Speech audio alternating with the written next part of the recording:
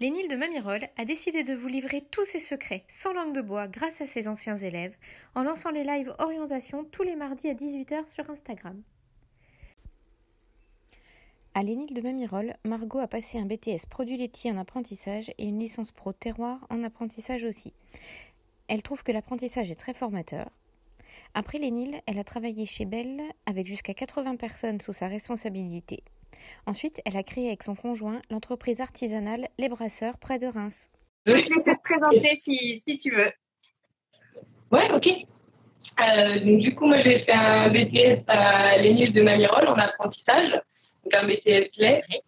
J'ai fait un apprentissage chez Lactalis dans les Ardennes, donc c'est l'usine de Rouvroy-sur-Audry qui fait principalement du lait en poudre. Donc j'ai passé 2 ans, j'étais principalement au service réception, dépotage des camions. J'ai vu un peu aussi le séchage, la microfiltration et la concentration.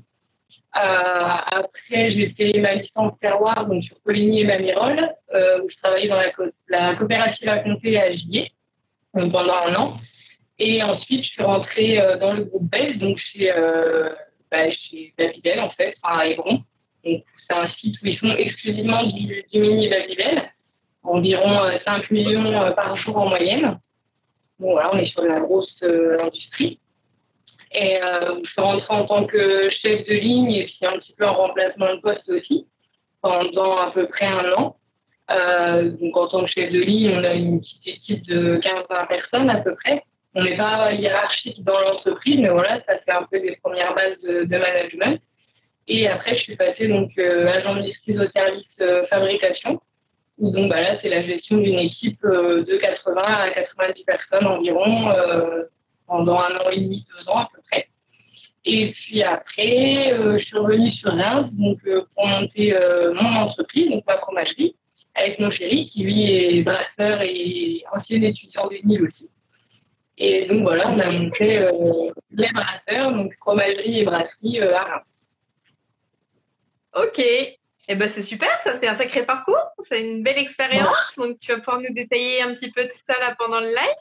Toi, tu avais fait quel bac, Margot, avant d'arriver à Lénile, du coup? Alors, j'ai fait un bac scientifique en lycée agricole dans les Ardennes, à Rethel. Ok. Et du coup, comment tu as connu Lénile? Parce que tu me disais que c'était un peu loin, donc on n'allait pas forcément sur ton secteur. Comment tu as fait, toi, pour connaître Lénile? Moi, j'ai cherché des BTS agricoles parce que je voulais rester dans le scolaire, mais agricole. J'avais beaucoup plus apprécié que le ministère de l'Éducation. Et en me renseignant sur les BTS agricoles, j'ai vu de la transpo agroalimentaire et plus précisément laitière. Donc, étant donné que voilà, dans ma famille, j'ai des oncles et parents qui travaillent dans le milieu laitier, donc j'avais frère quand j'étais gamine, je me suis dit pourquoi pas aller voir ce qui se passe après la traite avec le lait. Et donc voilà, en cherchant un petit peu les écoles, je suis tombée sur Lénile. Donc je suis venue aux portes ouvertes de Mamirol parce que je voulais faire un apprentissage. Et puis voilà, j'ai trouvé ça super sympa, la halle, tout ça, ça avait l'air vraiment chouette. Donc voilà, je me suis orientée à Lénile et j'ai adoré. Ouais, je crois, hein, vu ton parcours, en effet, mais que du coup, ça a dû te plaire un minimum quand même. Et alors la halle, pour ceux qui connaîtraient pas éventuellement, c'est notre fromagerie de l'école en fait, hein, la halle des technologies laitières et alimentaires. Et donc c'est vrai que c'est une mini fromagerie, une mini entreprise dans l'école. Donc ça, je comprends que ça puisse donner envie au moment des portes ouvertes du coup. Hein. Ça, c'est important. Et le fait de l'avoir fait en apprentissage, c'était pas trop dur d'être un peu en entreprise, un petit peu à l'école pour toi? Comment tu l'as vécu, ça? Moi, j'ai très bien vécu parce qu'au contraire, ça permet de vraiment mettre en application ce qu'on voit à l'école. À l'école, on va avoir beaucoup de théorie dont on a besoin, hein, qui est absolument indispensable. Mais par contre, voilà, dans les entreprises, ça peut être très différent d'une entreprise à l'autre et c'est surtout très différent de l'école dans tous les cas. Donc, c'est intéressant de pouvoir mettre en application et de voir aussi la réalité de l'entreprise par rapport à la théorie, arriver à faire le lien entre les deux. Et puis, c'est intéressant quand même rythme de faire 1 mois chez l'un, 1 mois chez l'autre, parce que voilà, ça permet aussi de pas avoir de routine, en fait, pendant les études non plus. Puis, on a quand même un salaire et c'est bien aussi. Ça, j'avoue, ouais, être 2 ans payé pour être à l'école aussi, c'est quand même pas mal. Ouais, on est payé à être en cours, hein, c'est quand même des avantages. J'avoue. Après, il y a des obligations aussi, c'est qu'il faut quand même être présent en cours parce que sinon, ça peut être déduit du salaire. Hein. Ça, voilà, au niveau d'apprentissage, voilà, c'est l'entreprise qui envoie à l'école, c'est 5 semaines de congés payés et puis bon, un contrat d'apprentissage reste un CDD, hein, c'est un engagement, il faut travailler. Enfin voilà, on est même si on est apprenti, on met un pied dans le monde du travail et on doit travailler et quand même correctement, quoi. Oui, c'est ça. Et puis, ouais, justement, juste après le bac, c'est pas trop dur d'intégrer le monde du travail directement comme ça. Ça va, du coup, c'est pas trop dur. De le faire justement avec l'école, non, c'est rassurant parce que voilà, si on a des questions, si on a des problèmes, on est accompagné, on n'est pas tout seul. Et puis un entrepreneur sera pas aussi exigeant avec un apprenti qu'avec un employé. Voilà, mine de rien, on est là quand même pour apprendre. Donc nous, il y aura toujours des exceptions et voilà des cas différents. Mais dans l'ensemble, on a plus le droit à l'erreur entre guillemets en passant un petit peu par l'apprentissage où on découvre tout, quoi. Ouais, j'avoue. Et ça, je suis d'accord avec toi. Là-dessus, ça aide beaucoup. Et puis, je pense même, oui, sur l'expérience sur le CV, après, ça facilite les choses aussi quand même de se dire qu'on a été 2 ans. Sortir de l'école avec un BTS ou une licence, c'est très bien, mais quand on a un petit peu d'expérience en plus à mettre en avant, ça aide énormément. Et les entreprises, elles regardent beaucoup à ça. Hein. Une entreprise regardera jamais quelle note on a eu à notre licence ou à notre BTS. Hein. Ça leur est égal. À partir du moment où on a le diplôme et voilà de l'expérience, prouver qu'on a un peu déjà travaillé, qu'on sait faire, ça fera toujours la différence. Ça, c'est vrai. Tu nous le diras peut-être après, mais je pense que toi, ça fait partie des choses qui ont fait aussi que tu as été embauché directement après la licence. Hein.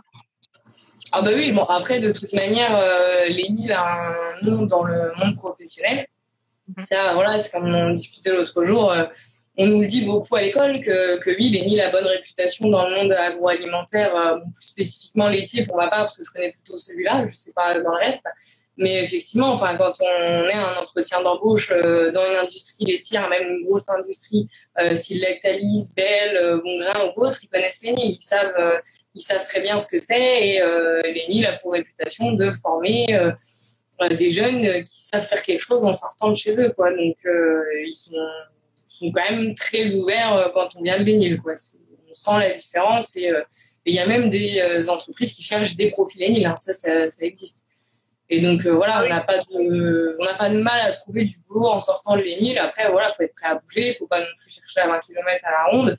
Mais bon, sorti d'école, on est jeune, on peut aller passer 1 an ou 2 à droite à gauche. Ouais, merci de dire parce que des fois j'ai des apprentis qui veulent aller à 5 km de la maison, donc hein, oui.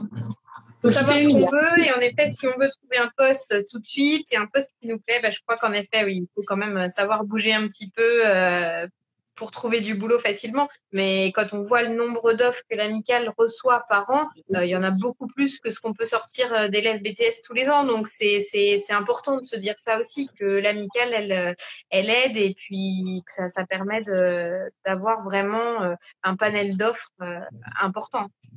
Ah bah ça c'est clair, hein, de toute façon nous quand on cherche du boulot on va voir sur l'amicale, hein, il y a tout ce qu'il faut, puis c'est un milieu où il y a du travail, clairement il y a du travail en plus qui reste diversifié, même en travaillant dans l'agro laitier, il y a déjà pas mal de choses, la preuve, moi j'ai fini plus dans le management en industrie que dans la production pure, et voilà, ça s'est très bien passé, donc on peut vraiment se différencier sur pas mal de choses. Tout à fait. Et ton apprentissage pour le BTS, est-ce que tu avais un petit peu galéré à trouver ou ça a été assez facile pour toi? Comment ça s'est passé du coup? Moi, j'ai pas mal. Je m'y suis pris pourtant assez tôt. Je dirais fin février, début mars, voilà, un petit peu après les portes ouvertes. J'ai dû envoyer une soixantaine de CV, lettres de motivation. Alors j'ai eu pas mal de mal à trouver. Pourtant, j'ai pas cherché que autour de chez moi, hein, parce que bon, par ici, le lait, il y en a pas des masses. Hein. Oui. Donc voilà, j'avais trouvé deux possibilités. Donc c'est tout. J'ai choisi d'aller chez Lactalis, donc qui reste quand même une grande entreprise. Et pour l'apprentissage, c'est très bien. C'est une très bonne école. Voilà, c'est une entreprise qui a des bons, des mauvais côtés. J'irai pas en tant qu'employé, mais en tant qu'apprenti, c'est une très bonne école. Voilà, on apprend beaucoup de choses et ça reste une grosse structure qui apprend quand même de la rigueur, de l'accompagnement, du papier, plein de choses qu'on voit pas forcément non plus en petite structure. Donc voilà, il y a du bon et du mauvais partout. Faut savoir prendre les bonnes choses aussi. Même chez les gros industriels qu'on pourrait critiquer, il y a quand même des choses à prendre. Oui, bah c'est bien ça de le dire aussi. Et justement, je pense que des fois, on se fait une idée en se disant, bon, bah moi, je veux être dans mon futur métier dans l'artisanal. Alors, c'est bien de voir de l'artisanal en se disant, bah ça va m'aider. Mais en même temps, c'est bien de voir aussi le côté industrie parce que ça prend d'autres choses que tu t'attendais pas à apprendre. Et ça, je pense que ça aide. Toi, je pense qu'aujourd'hui, bah, tes deux expériences, à la fois Lactalis et Belle, pour ouvrir ton entreprise, c'est hyper important. Enfin, ça t'a aidé quand même, hein, au niveau Clairement, papier, niveau normes. Enfin, voilà. Niveau normes, niveau rigueur, niveau organisation. Enfin, on est un peu. Alors l'INIL nous conditionne entre guillemets un peu à être d'une certaine manière. On apprend déjà pas mal, voilà, la rigueur et le fait de vraiment bien s'appliquer dans son travail, etc. Parce que vu que à la halle, on fabrique quand même pour vendre, c'est pas voilà juste des TP. Il faut vraiment assurer quand même et faire les choses correctement. Donc du coup ça nous apprend déjà. Donc dans l'artisanal, il y a la même chose. Bon après, il va y avoir moins d'à côté, c'est beaucoup plus centré de production. Mais bon, un apprenti ou un ouvrier verra pas forcément tous les papiers qu'il y a autour. Il y a beaucoup de choses. Ça va être le fromager qui s'en occupe, etc. Et on mesure pas forcément tout ce qu'il y a autour. Dans une industrie, déjà, on le voit un petit peu plus parce qu'il y a carrément des services, voilà, de sécurité, d'environnement, de qualité. Donc déjà là, on a un peu plus conscience de l'ampleur que ça peut prendre. Donc du coup, voilà, ça apprend pas mal de choses. Après, moi, la première, hein, j'aurais préféré trouver une fromagerie artisanale pour mon BTS. Et je regrette pas du tout d'avoir vu les ampoules parce que j'ai appris quand même des choses. Donc voilà. Puis à l'âge, j'ai appris le fromage quand même. Et puis au final, ça n'empêche pas aujourd'hui. Donc non, je regrette absolument pas. Ça s'est bien complété. Du coup, entre la partie pratique de l'ENIL et puis la partie pratique de l'entreprise, tu avais un petit peu les deux aspects. Tout à fait. Super. Et puis après, pour ta licence, du coup, donc pareil, c'était une licence professionnelle, donc apprentissage aussi, en un an. Est-ce que là, par contre, ça a été plus facile pour toi, une fois que tu as déjà été dans le milieu? Comment ça s'est passé pour trouver ton apprentissage?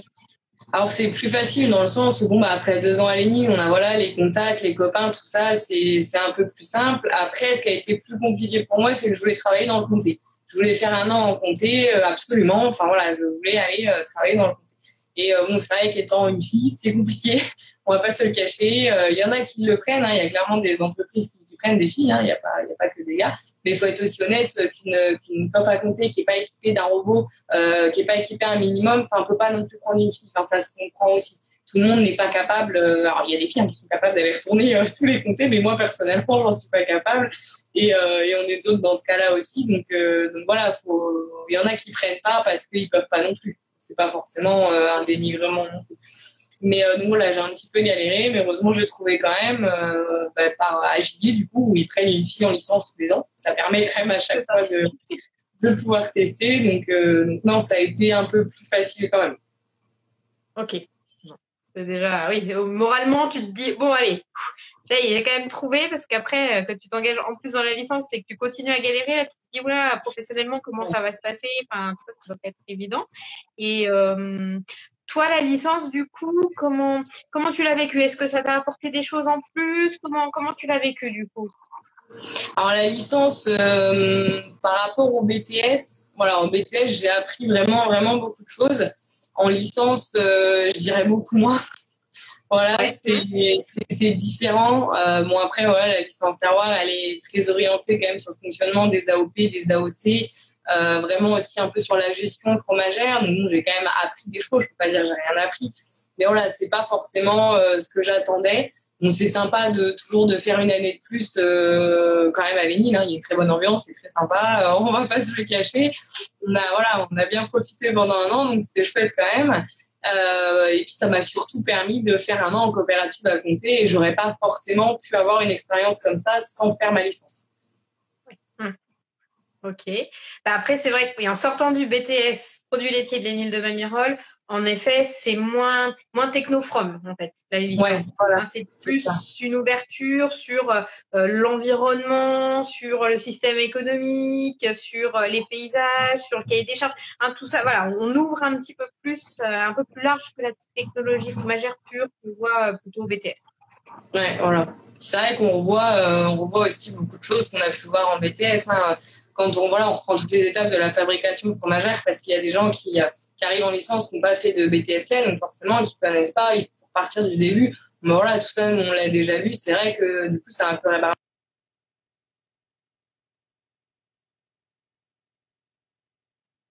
Ouais.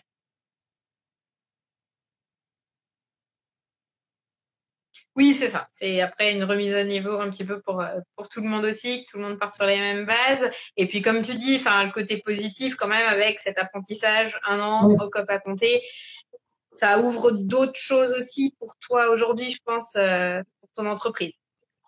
Oui, voilà, ça apporte des choses. Et puis bon, on rencontre toujours des gens. Enfin, ça reste un petit milieu, hein, le milieu laitier. On retrouve beaucoup de monde, hein. Aujourd'hui, nous, on travaille commerciaux, hein, donc voilà, ça reste un petit monde où on se retrouve quand même régulièrement, on retombe souvent sous les mêmes personnes. Même en travaillant en Mayenne, à l'autre bout, où j'aurais jamais cru connaître quelqu'un, j'ai appris que des gens de l'Énil étaient déjà passés par là, des gens qu'on connaît. Enfin, on finit toujours par retrouver quelqu'un qu'on connaît quelque part ou un copain d'un copain. Donc ça fait aussi beaucoup de contacts. Oui. Ça, je suis d'accord avec toi. Et puis surtout que la licence avec tous les intervenants extérieurs, ça c'est bien aussi parce que je pense que tu as même dans les interprofessions aussi des intervenants qui viennent, donc ça te donne aussi une image de toi dans un réseau encore plus large que la profession laitière pure transfo laitière. Oui, c'est sûr que c'est plus large. Les intervenants, c'est vrai que c'est intéressant parce qu'on voit, on a eu quelqu'un de l'INAO, par exemple, c'était super intéressant. Enfin, voilà, vraiment de quelqu'un qui va gérer les AOP, les AOC, qui le voit d'une manière plus large et pas forcément que dans le fromage. C'est aussi très intéressant. Après, bon, voilà, sur les intervenants, il y a des choses qui plaisent, des choses qui plaisent moins. Ça, c'est propre à chacun aussi. Mais voilà, on voit effectivement plein de monde qui viennent d'entreprises d'horizon et qui viennent un peu exposer vraiment leur travail aussi. Donc c'est une autre vision, elle est plus pro que le scolaire en soi, mais voilà, après elle est sur des sujets plus spécifiques aussi. D'accord. Puis ce qui est bien en terroir, c'est car je sais pas comme c'était toi au niveau du calendrier de l'alternance. Là, je vois en avril les cours sont finis et après tu es en entreprise tout le temps de avril à septembre, quoi. Ça, j'ai dû faire 4 mois d'école, je crois, en licence, 2 mois à Poligny, 2 mois à Mamirol sur l'année, ça doit être quelque chose comme ça. Oui, ça doit être à peu près la même chose, hein. J'ai pas passé beaucoup de temps à l'école. Donc ça aide quand même aussi, du coup, d'être plus en entreprise, je pense que c'est quand même pas mal. Non, mais oui, c'est vrai. Enfin, voilà, finalement, la licence qui peut représenter 1 an de plus représente que 4 mois d'école pure et le reste en entreprise. Donc, si ça se passe bien en entreprise, voilà. C'est ça. Oui, ça, je suis d'accord. Et là-dessus, oui, t'es quand même quasi salarié. Ils peuvent faire une licence, c'est que 4 mois, quoi. J'avoue. C'est bien, oui, vas-y, continue de les motiver. Et puis, après ta licence, du coup, donc toi, tu as postulé directement chez Bell ou tu avais postulé ailleurs? Enfin, comment ça s'est passé pour toi, du coup, pour trouver ton poste? Alors, j'ai dû finir mi-septembre, quelque chose comme ça, avec les oraux, je crois. Donc après, je suis partie en vacances, parce que mine de rien, l'apprentissage, c'est bien, mais voilà, 3 ans de boulot et d'école à 5 semaines, sachant que bon, dans les contrats, on peut pas toujours les prendre. Donc, je me suis pris un bon 15 jours, 1 mois de vacances. Et j'ai commencé à chercher en fin octobre, début novembre. Donc, je regardais un petit peu à l'étranger, Canada ou Australie, ou Suisse. Bon, voilà, j'ai regardé un peu, je me posais la question d'aller voyager. J'ai pas non plus trop creusé les visas, etc. Enfin, voilà, j'ai cherché sans plus, on va dire. Et j'ai aussi cherché donc en France, et puis j'ai dû postuler mi-novembre chez Bell, et puis je rentrais en janvier, quoi. Donc non, ça s'est fait plutôt vite et facilement. J'ai pas eu à beaucoup postuler. En tout et pour tout, je sais pas, j'ai dû faire 10 entreprises en comptant celles que j'ai faites à l'étranger. Donc c'est moins que l'apprentissage. Ouais. Et l'apprentissage, tu te souviens un peu combien de CV t'avais envoyé du coup? Ouais, une 60aine, je pense. Ouais, ça m'étonne. C'est la moyenne. En général, hein, c'est 60, tout le monde me dit ça. Hein. Donc ouais, sortie d'école, une dizaine d'envois de CV, et puis bon, voilà, on va pas se plaindre, hein. C'est plutôt cool. J'avoue. Et du coup, donc là, quand t'es parti géographiquement, hein, pour ton boulot, ça te dérangeait, toi, de partir? Comment tu l'as vécu, ça? C'était un peu dur pour toi, ou tu te dis, bah, de toute façon, je pars, faut que je trouve du boulot? Disons que je suis partie déjà au BTS. Enfin, voilà. Déjà en faisant le BTS, j'étais à 4 heures de route de la maison, donc bon, c'était déjà un premier départ. Donc non, après moi ça me gênait pas de bouger un peu n'importe où pour trouver du boulot, parce que je savais aussi que je pouvais y aller comme ça, comment repartir comme ça si ça se passait pas bien. C'est aussi l'avantage quand on est jeune sans attache. Voilà, c'est facile de dire je commence un nouveau boulot à 4-6 heures de chez moi, et puis bon si ça va pas, je m'en vais, je trouverai ailleurs, quoi, il y a pas de souci. Bon après c'est sûr que ça peut faire peur d'aller quelque part où on connaît personne, où il y a rien, mais bon voilà, on se débrouille toujours, hein, il y a pas de raison. On arrive aussi dans le cadre d'un boulot, donc ça occupe déjà pas mal de temps, le boulot, de toute façon, hein. Donc pour les à côté, voilà, il y a toujours du temps. Non, enfin partir en soi, moi je trouve que c'est bien. Après, bon, voilà, j'ai fini par rentrer chez moi, mais partir 1 an, 2 ans, 5 ans, enfin, franchement, ça apprend beaucoup de choses. On apprend beaucoup de choses en partant de chez nous, déjà à se débrouiller, à voir de quoi on est capable aussi. C'est toujours bien. Bon, après, il y a des mauvais côtés, hein, forcément. On rentre moins souvent, la famille, les copains, tout ça, voilà, il n'y a pas que du positif. Mais c'est quand même beaucoup de positif, et pour avoir une super expérience professionnelle, ça ouvre vraiment beaucoup de possibilités. On a beaucoup plus le choix de chercher un poste dans toute la France et de se dire, de choisir le poste plutôt que de prendre un poste par défaut et au plus près, quoi. Ça, c'est vrai que j'aurais jamais pu faire une expérience en management comme je l'ai fait chez Bell si j'étais pas partie. C'est sûr. Ouais, parce que du coup, tu y es resté combien de temps au final chez Bell? Alors, je suis restée 2 ans et demi. Je dirais 2 ans et demi. Ouais. Donc c'est pas. Ouais, mais quand même, c'est pas non plus 6 mois. Enfin, tu vois, tu es pas resté non plus à 10 ans. C'est pas 6 mois, mais voilà, c'est pas 10 ans, quoi. C'est sûr, moi, quand je suis arrivée, j'ai beaucoup de collègues qui m'ont dit, oui, mais tu verras, on dit tous qu'on partira, puis finalement, on reste, les enfants, la maison, tout ça. J'ai dit, oui, non, voilà, chacun pose comme il veut, mais bon, moi, je savais très bien que ce serait qu'une passade et que je resterais pas là-bas. Oui, ok. Marche. Et puis du coup, donc t'es arrivée, la petite jeune qui devait manager son équipe, tout ça, ça a été ça, c'était pas trop dur Ouais. Disons que j'avais connu pire en Monsieur Bourru, mais c'est sûr que oui, arriver jeune dans une entreprise, surtout quand on doit gérer une équipe, voilà, ça peut faire peur, ça peut être mal accueilli. Après, ça dépend vraiment aussi de la manière dont l'entreprise va vous présenter en fait aux équipes, quoi. C'est sûr que s'ils arrivent, et bonjour, c'est le nouveau chef, voilà, c'est comme ça. Voilà, nous on y est pour rien et ça risque de passer difficilement. Non, chez Bell, ils ont fait ça correctement. Je suis passée donc à tous les postes de 3 jours en formation pour déjà découvrir les machines, le fonctionnement, etc. Et ça, c'est la base, en fait, parce que je me vois pas manager une équipe si je sais pas comment fonctionne la machine des gars, en fait. Même si j'en serai jamais autant qu'eux, hein. Quand je dis je veux voir comment elle fonctionne, c'est pas la piloter 8 heures, mais c'est voilà, avoir une idée au moins globale de comment ça marche, des contraintes qu'ils peuvent avoir, etc., du fonctionnement. Parce que rien que le jour où il y a une panne, si on ne connaît pas la machine ou si on ne sait pas à quoi elle sert ou comment ça marche, on ne mesure absolument pas les conséquences potentielles. Donc, c'est compliqué. Et puis, du coup, on est complètement dépendant du conducteur. Et si ça passe pas et qu'il n'a pas envie, on avoue être chef, c'est lui qui sait faire marcher sa machine. Hein. Ça, là-dessus, on pourra jamais faire aussi bien.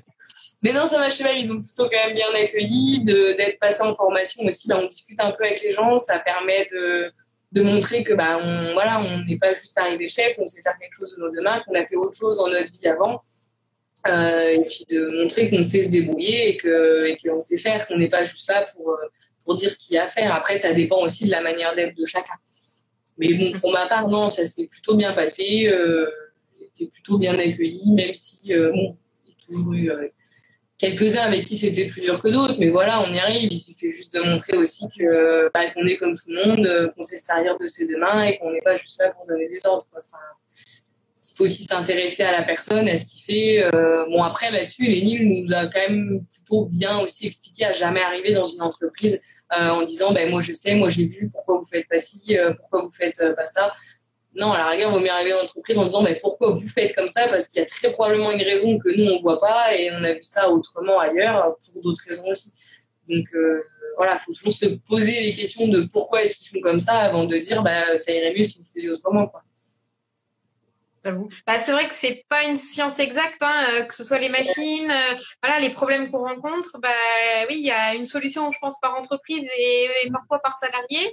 Donc oui, ça, comme tu dis, je pense que c'est vraiment important de dire, mais de se mettre à sa place. Bah, pourquoi tu le fais? Pourquoi ça a été mis en place comme ça? Pourquoi c'est cette solution? Après, voilà, on peut apporter un œil neuf, avoir une autre idée, et peut-être que l'idée qu'on a en tête, elle peut aider, hein, mais alors vaut mieux demander pourquoi ils font comme ça et proposer son idée quand on a la réponse plutôt que d'arriver et de dire vous devriez faire comme ça parce que ça passera pas du tout. C'est normal, mais bon, voilà, ça c'est. Puis ça permet aussi de comprendre parce que peut-être qu'on a une idée mais on mesure pas bien les contraintes et puis que voilà, en nous expliquant les contraintes, on pourra adapter notre idée, notre fonctionnement aussi. Ouais. Et ça, au niveau de l'ENIL, vous en avez, je sais pas trop, vous en avez pas beaucoup des cours de management, hein, que ce soit en BTS ou en. Ouais. Ça, c'était toi aussi, ton toi. Enfin, c'est comme tu es toi aussi. Ça dépend comment chacun est. Hein. Voilà, dans mon boulot, j'ai croisé d'autres personnes qui sortaient d'ENIL, enfin d'autres ENIL. Voilà, on est tous différents et même en tant que personne. Hein, de toute manière, ça joue. Forcément. Tout à fait, ça, je suis bien d'accord. Et après, donc là, tu étais chef de ligne, hein, à ce moment-là, au début, quand tu es rentré, c'est ça? Ouais, au début, ouais. Et après, du coup, donc là, tu es passé carrément manager, c'est ça? Voilà, donc au poste d'agent de maîtrise en fabrication, en fait, on était donc entre 8, donc on était 3 par équipe. Donc il y avait un roulement, on pouvait être 2 en poste, des fois il y en avait un de journée, il y avait aussi des week-ends, des vacances, enfin voilà, on faisait un roulement. Donc on était 3 pour une équipe fixe dans l'idée, pour que l'équipe ait toujours affaire à la même personne. Donc du coup, on avait une équipe entre 80 et 90 personnes la nuit, parce que la nuit on avait les lavages, on avait un petit peu plus d'intérimaires. Mais ça donnait à peu près ça. Après, c'était une grosse usine. Hein. On était 650 sans les intérimaires et 800 avec les intérimaires. Donc, c'est une grosse. Enfin, ouais. Moi, je une grosse entreprise. Une grosse, ouais, tu m'étonnes. Et ça, t'es monté agent de maîtrise au bout de combien de temps, du coup? Je dirais 1 an. Ah ouais, waouh. Ah, c'est chouette, hein. 1 an et un mois, si je dis pas de bêtises. Quelque chose comme ça, ouais.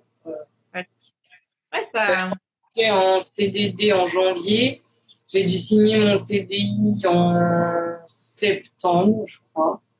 Et oui, dans la foulée, il y a un poste qui s'est libéré. Et donc, j'ai postulé. Et peut-être un mois après, je suis passée agent de maîtrise. Ouais. Ah ouais, j'avoue que enfin, au bout d'1 an, c'est chouette, hein. C'est top, ça. Hein. Voilà, non, mais c'est clair, c'était une super expérience. Après, voilà, ça dépend aussi des opportunités. Voilà, là, il y a eu des places qui se sont libérées. C'était cool. Ça aurait pu aussi ne pas arriver. Donc, voilà, c'est aussi un peu de chance. Bah écoute, c'est bien parce que alors après, du coup, donc là, on va arriver à la partie, je pense, qui toi aussi t'intéresse, là, la partie actuelle, où donc vous avez créé une entreprise avec ton conjoint. Voilà. Alors, est-ce que tu peux nous en dire un petit peu plus sur le processus de création, parce que tu m'as dit que vous aviez rencontré quand même quelques difficultés. Donc, on en a peut-être là dans nos candidats qui veulent aussi créer leur entreprise, donc que tout le monde ait un peu les grandes lignes de ce que c'est de créer son entreprise, quoi. Ah, c'est des choses qu'on nous apprend pas à l'école. Clairement, là, faut vraiment se renseigner. Il y a beaucoup de choses différentes. Alors, rien n'est impossible, rien n'est compliqué en soi. On peut tout apprendre, hein, il n'y a pas de souci. Mais voilà, faut prendre le temps de bien préparer, de bien monter le projet, de bien s'entourer, de pas hésiter à se faire conseiller. Enfin voilà, personne n'a la science infuse. Surtout que là, on touche à plein de domaines qu'on ne connaît pas. Le corps. Faut commencer par les travaux. Enfin, rien que monter un plan financier. Monter un plan financier, faire de la compta, enfin voilà, rien que là, on commence à mettre les pieds dans des choses qu'on connaît pas, donc faut pas hésiter à se renseigner, à se faire aider. Donc après le plan financier, c'est la banque, hein, c'était pareil. Moi personnellement, j'avais jamais fait de prêt dans ma vie, même pas une voiture, rien. Donc bon, la première fois de ma vie que j'ai demandé un prêt, c'était pour une entreprise. Donc forcément, voilà, ça m'a fait un peu tout drôle. Donc on a eu un petit peu de difficultés avec les banques parce que bon, dans la région, une fromagerie, voilà, c'est pas très connu, donc ils étaient un petit peu perdus quand on leur a dit qu'on voulait monter une fromagerie. Ils comprenaient pas trop le concept d'acheter le lait pour transformer. Voilà, c'est vrai que pour eux c'est pas logique. Voilà, c'est D'accord. pas forcément. Et comme on a ouvert aussi la brasserie, donc le tout en un, hein, en une seule entreprise, c'était aussi pas très rassurant pour eux d'avoir un couple qui mise tout dedans, quoi. Voilà, avec personne en CDI, voilà. Ça les rassure pas trop non plus. Donc on a eu un petit peu de mal à avoir les banques. On a même cru à un moment donné qu'on n'aurait pas de prêt, tout simplement.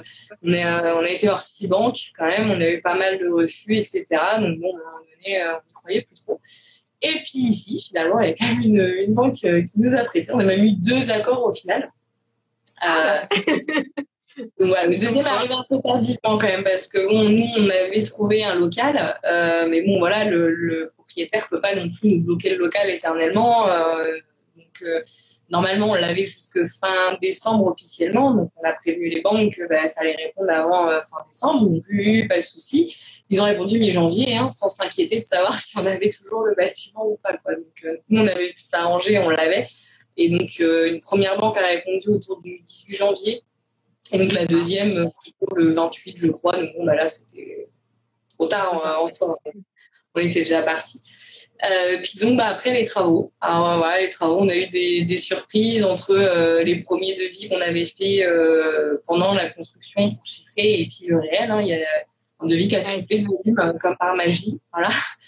Donc, le problème, c'est que nous, on ne pouvait pas se permettre de donc voilà, on a trouvé des solutions, on a mis la main à la pâte, donc on a fait pas mal de choses par nous-mêmes.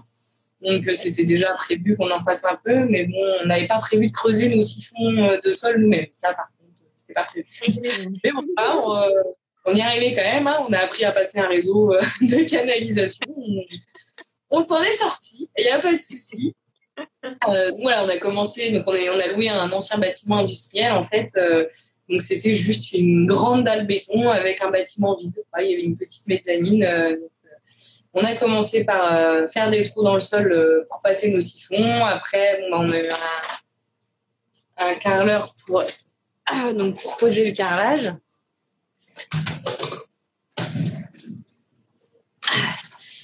Et après, donc, on a eu le modulaire. Donc le modulaire, c'est vraiment toute la fromagerie en fait. Du coup, on a pas mal de hauteur sous plafond. On a posé un bâtiment. Je vous montrerai après.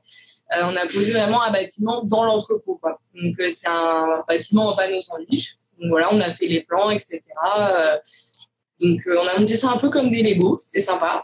On avait monté ça en 5 jours, donc plutôt cool. Après voilà, l'électricité, la plomberie, puis le traitement d'air. Donc ça on a fait faire, hein, clairement, le traitement d'air, les câbles d'affinage et autres. On n'a pas trop le choix, je crois là. On joue pas trop, voilà. Donc c'est pas mal de travaux. On apprend plein de métiers. Hein. Moi j'ai appris l'électricité, de la plomberie, du siphon de sol, de la compta de base, on va dire. Il faut bien apprendre à un moment donné. Et puis voilà, au quotidien, on apprend le commerce, la communication. Ça, on n'arrête pas d'apprendre, hein, parce que c'est pas du tout notre truc à la base. Donc voilà, au début, c'est pas évident parce que quand on arrive dans le commerce en face d'entreprises comme Biocoop, Natureva ou même des grandes surfaces, en fait, n'importe qui avec qui on va travailler, déjà, il faut avoir déterminé ses prix, ce qui est pas forcément simple. Parce que bon, faut être rentable, mais il faut être dans le marché. Enfin, voilà, il faut essayer de viser juste. Après, on a des gens qui essaient de négocier. Alors, est-ce qu'ils négocient de manière justifiée? Est-ce que c'est par principe? Est-ce que c'est toujours un petit peu compliqué de savoir s'il faut tenir tête ou pas. C'est à combien? 4,7. Là, tu peux mettre. C'est encore 18. Non, 4,7. 4,8. Non, un quart d'heure. Ouais. Désolé. On a le pH des yaourts en même temps. Ah, ok. Ça marche. Pas de soucis. On ne pas le contrôle, mais. Donc voilà, enfin bref, on en apprend tous les jours, mais on est content parce que voilà, malgré les galères, malgré les soucis, c'est quand même un vrai bonheur de se lever tous les matins et de faire ce qu'on aime et puis surtout de le faire pour soi. Voilà, ces heures, c'est sûr qu'on les compte pas, mais on les vit pas comme des heures de boulot, comme si on allait à l'usine ou comme si on travaillait quelque part. Ça, c'est une chance qu'on a. On aime nos métiers et je souhaite à tout le monde d'avoir un métier qu'il aime parce que c'est pas forcément évident. Et c'est vraiment chouette, voilà, quand on a un métier qu'on aime et qu'on aime faire, quoi. Ça, c'est génial. Et oui, ça, oui. Ça, je te comprends. Puis tu disais que vos familles vous ont beaucoup soutenu aussi, hein, les moments où c'était un peu compliqué. Vous avez aussi beaucoup d'appui extérieur, moral. Quand on monte une entreprise, beaucoup de monde nous a dit voilà, faut du soutien amical, familial. Enfin voilà, faut vraiment être soutenu à côté. Et oui, c'est clair, faut être soutenu parce que nous, quand on voyait pas l'accord de prêt arriver, on s'inquiétait. Enfin, on était à deux doigts de tout laisser tomber. Et oui, il y a la famille qui pousse. Et heureusement, ou les copains, ou voilà, on a toujours des gens pour nous pousser, nous aider. Et ça, c'est génial. Hein. Heureusement qu'on a nos piliers et les gens sur qui on peut compter. Ça, c'est cool. Aussi bien quand ça va bien pour goûter tous les nouveaux produits que quand ça va pas et qu'on a besoin un peu de morale. Mais là, aujourd'hui, vous regrettez pas, j'ai l'impression, hein, du coup, tous les deux, ça a l'air de... Non, mais bon, après, rien n'est fait. On est encore dans notre... on vient à peine de finir notre première année. Tu vois, on va avoir notre premier bilan bientôt. Tout ça, encore des choses qu'on va découvrir. Hein, on n'arrête jamais d'en apprendre. Donc, on a encore plein de premières fois à venir. Donc, on va encore en apprendre pas mal. Et puis, voilà, après, c'est sûr que c'est pas la même sécurité que quand on est embauché quelque part en CDI avec un salaire qui tombe tous les mois. Ça, c'est clair. Après, c'est un choix, hein, tout simplement. Voilà, nous, on savait très bien qu'en faisant ce choix-là, on quittait le confort d'un bon salaire avec des horaires bloqués. Mais honnêtement, enfin, peut-être pas du tout, parce qu'un bon salaire, c'est bien, mais ça fait pas tout. Hein. Après, ça dépend de chacun aussi. Voilà, c'est toujours pareil. Ouais. Mais comme tu disais, d'avoir envie de se lever le matin, le salaire, ça change rien, quoi. Hein. Ça, j'avoue que... Voilà. Disons que nous, tant qu'on a de quoi vivre, voilà, c'est tout. De toute façon, on n'a pas de temps pour faire autre chose aujourd'hui. donc voilà, tant qu'on a de quoi vivre, c'est sympa. Et puis, on découvre des choses vraiment chouettes. Enfin, faire des salons, découvrir la face cachée d'un parc des expositions ou autre. Enfin, c'est un truc de dingue. Hein. On n'imagine pas tout ce que ça peut être. D'installer un salon, le rangement, puis voilà, d'être entre exposants, etc. C'est vraiment une autre ambiance, c'est autre chose.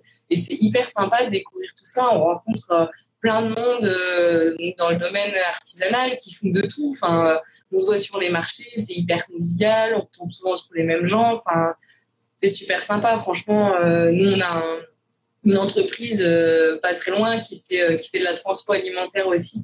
Qui s'est ouvert à peu près en même temps que nous. Pourtant, c'est des gars qui ont une cinquantaine. Hein. Ils sont 3, mais voilà, on s'entend super bien avec eux. On a ouvert à peu près en même temps. On s'envoie des clients, on se donne des conseils. Parce qu'on est un peu dans le même cas. Donc non, c'est super sympa. On découvre un autre monde, un autre milieu. Mais je pense, comme tu dis, oui, en plus sur le côté artisanal, souvent, hein, on sent qu'il y a une cohésion entre les producteurs. Enfin, ça, c'est même moralement, même de se dire, oui, mais moi aussi, j'ai vécu cette galère-là. Voilà, on l'a contourné comme ça. Et puis là, il y avait ça. Et ça, je crois que oui, dans le côté création d'entreprise, ça, de s'entourer aussi d'autres producteurs, c'est important. Même du dépannage, hein, ou un conseil.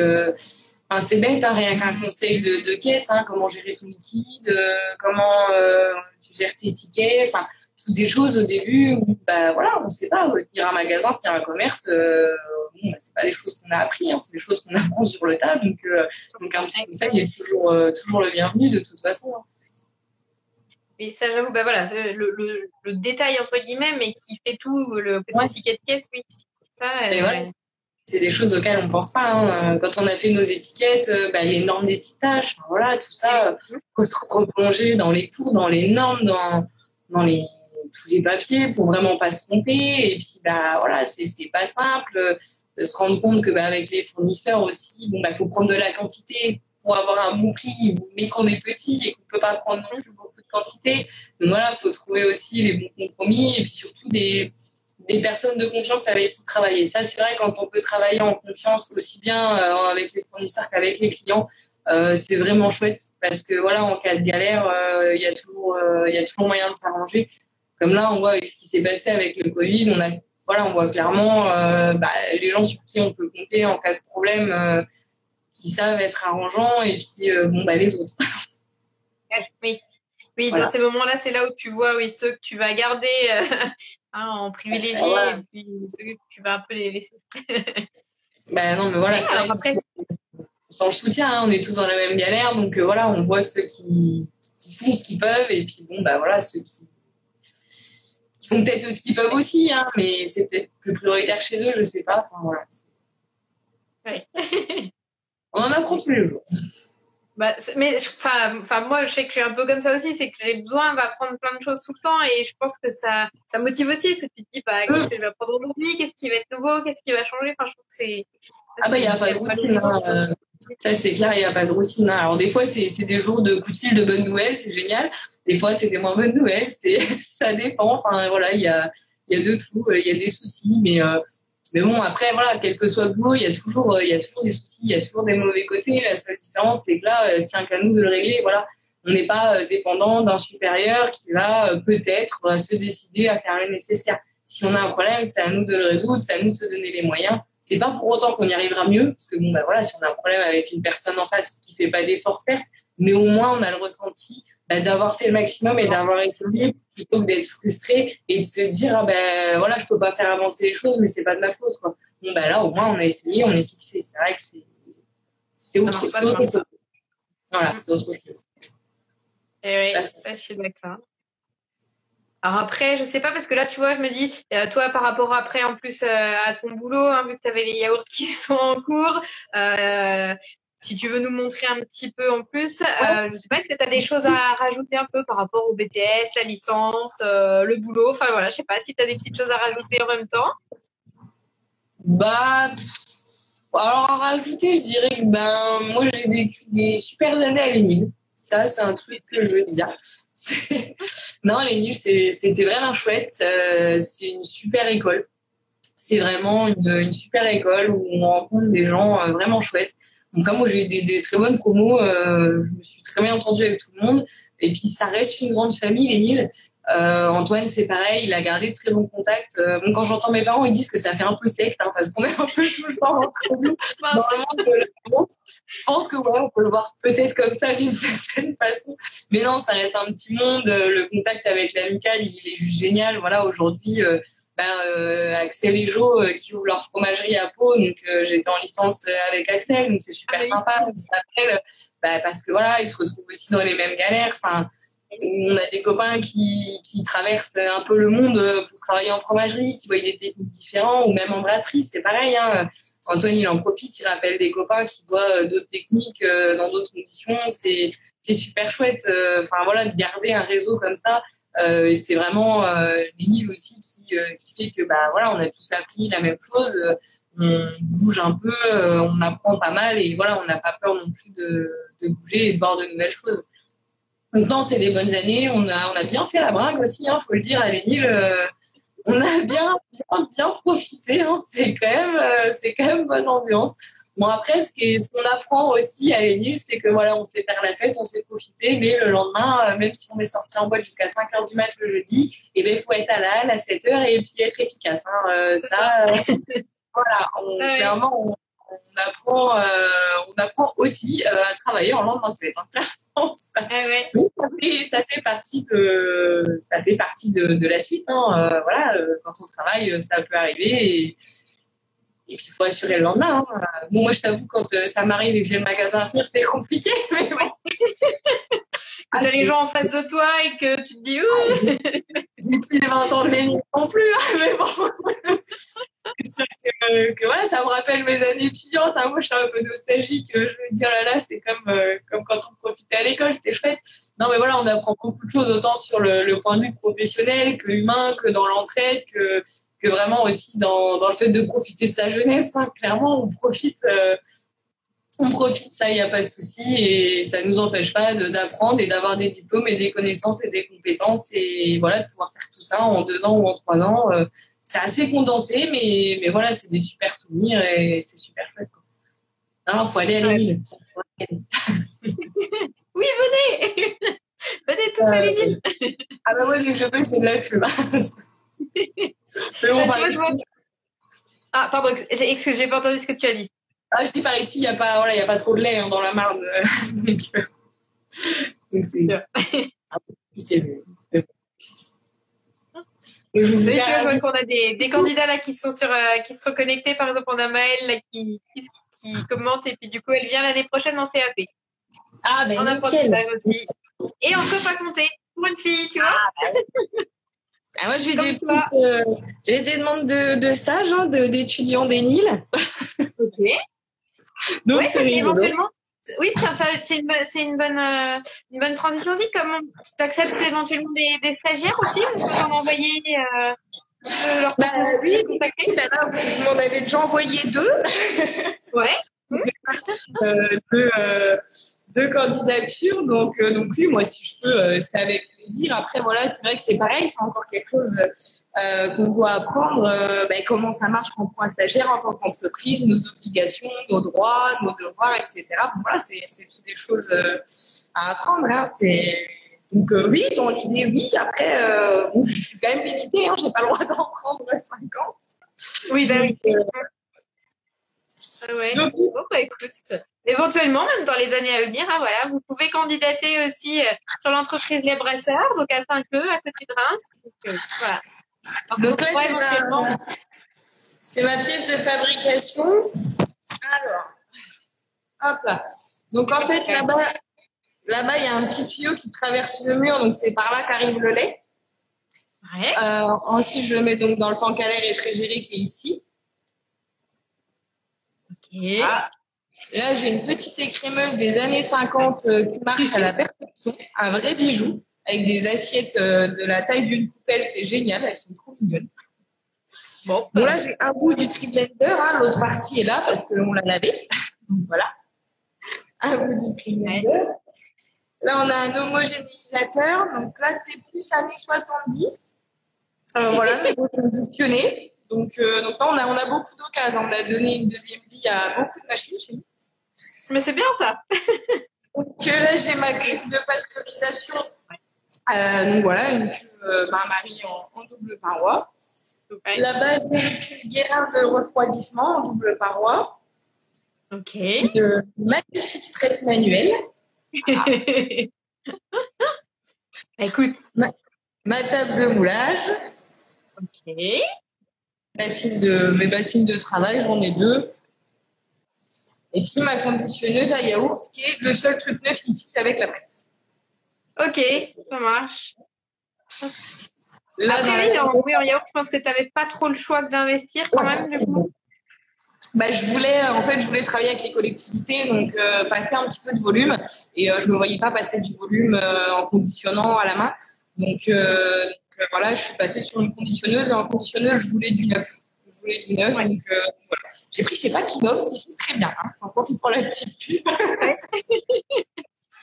Et donc, on est en une chaîne yaourt, enfin, avec à la fois le pasto, l'homo, enfin, c'est une chaîne qui revient cher quand même. Donc, je comprends aussi qu'à un moment donné, tu sois obligé, de toute façon, quand tu crées ton entreprise, de passer par de l'occasion. Et je trouve que, vous qui êtes en bio, ça reste un peu dans l'état d'esprit de la maison aussi, de te dire, là, c'est ta seconde main, on n'a pas repris de matières premières pour refaire les machines, elles fonctionnent très bien. Enfin, toi, ça, je pense que c'est vraiment l'état d'esprit aussi. Ouais, non, mais c'est vrai.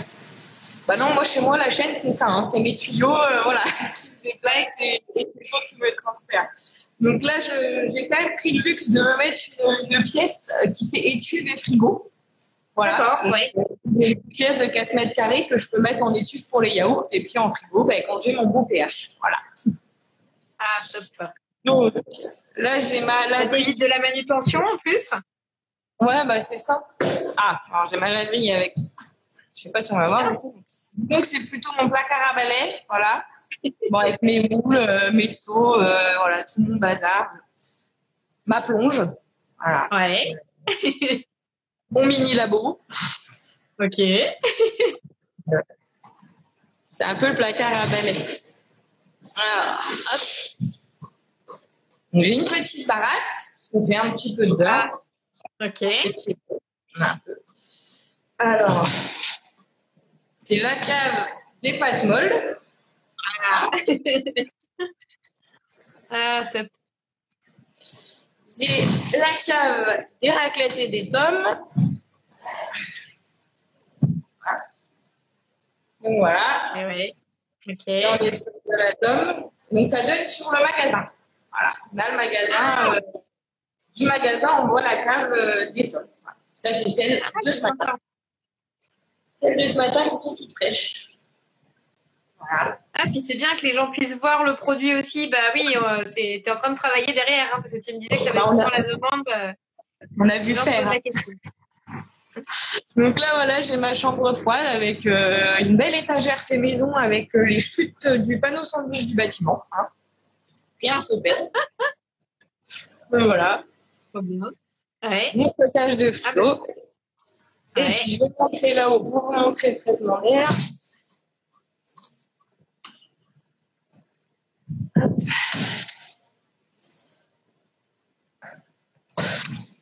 J'ai un très beau sas aussi qui est très bien rangé. Hein. Il y en a Ah bah écoute, ouais, mais vous avez pas grand non plus, faut que tu optimises tout, hein, de toute façon. Enfin, Non, c'est ça. Alors, là, j'ai mon tableau de contrôle, on va dire. Donc voilà, là, tout mon traitement d'air est là. et là, ouais. Donc, je peux régler ma fabrication, mon frigo, la pièce d'emballage, les tubes et puis mes 2 salles d'affinage. Ok. Donc, on a le groupe 3 qui me produit l'eau glacée qui est ici. Ouais, ok. Alors,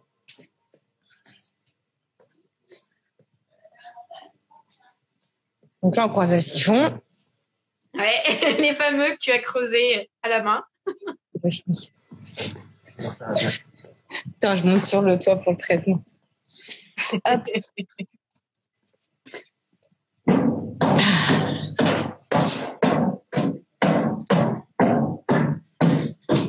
Alors. Trop bien.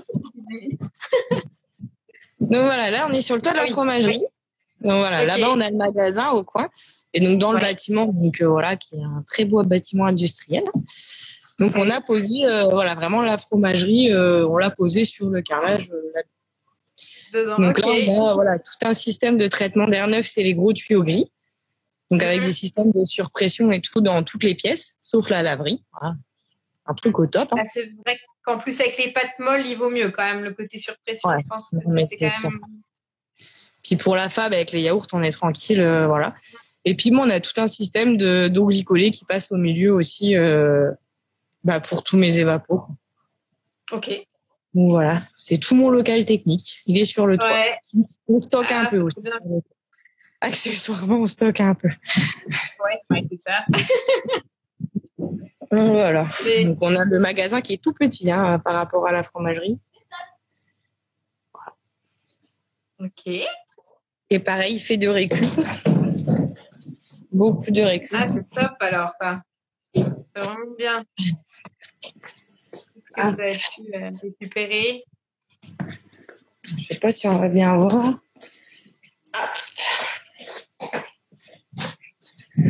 Alors voilà, ça c'est le magasin. Il est pas très grand. Ah ouais, c'est trop chouette. Avec le côté bois aussi. Et du coup derrière il y a la cave. Ouais, la fameuse du coup. Ok, des raclettes. Voilà. Ah super ça. Voilà, c'est pas très grand. Hein. Ouais, mais écoute, pour le moment, ouais. ça t'a pas posé de soucis qu'il soit pas très grand. T'arrives Oh bah à vendre non, quand même. Oui, ça nous va très bien. Mais tant qu'on y est, je vous fais la brasserie. Bah écoute, hein, ouais. On a du stock, hein, comme tu vois. Ouais, je vois. Donc, sur la brasserie, on est aussi sur de la cuve Alpha Laval, hein, de récup. Ok. De la Guérin aussi, hein. Donc voilà, là-bas on a les fermenteurs, la station de lavage et puis un tank à lait pour faire de l'eau glacée pour la brasserie. Ok, bah oui, ok. Voilà, souvent en brasserie artisanale, on retrouve de l'équipement laitier. Hein. On a Ethan aussi. Coucou Ethan. 67. On a eu des blocs. Donc voilà. Et on fait même des petites analyses en brasserie pour être sûr qu'il n'y a pas de contamination lactique. Ok. Sachant qu'il y a par pas de rapport à risque. la from notamment. Voilà, parce que vu que mon air il rentre là-bas en fait. Oui. Tout mon air il rentre là-bas et il ressort ici. Donc il est complètement indépendant du reste du bâtiment. Ouais, ça c'est bien. Je trouve que c'est bien pensé ce côté-là parce qu'en effet, vous avez quand même moins de risques après l'un par rapport à l'autre aussi, quoi. Ouais, ben c'est vrai que voilà, sur l'air, on voulait pas prendre de risques. On a bien réfléchi la chose. Alors ça a un coût, le traitement d'air, ça a quand même un coût pas négligeable. Mais bon, c'est aussi s'acheter de la tranquillité pour après être serein. Voilà, une hygrométrie qui se régule toute seule, être sûr que on n'a pas de problème entre le pénicillium et le Brévi. Enfin voilà. C'est quand même cool aussi de pas avoir à tout le temps surveiller tout ce qui se passe en cave, de faire des relevés tous les jours. Voilà. On peut se permettre de faire un peu confiance aux machines, même si dans les caves, j'ai bien sûr mis des psychromètres manuels. Ouais. La machine ne suffit pas.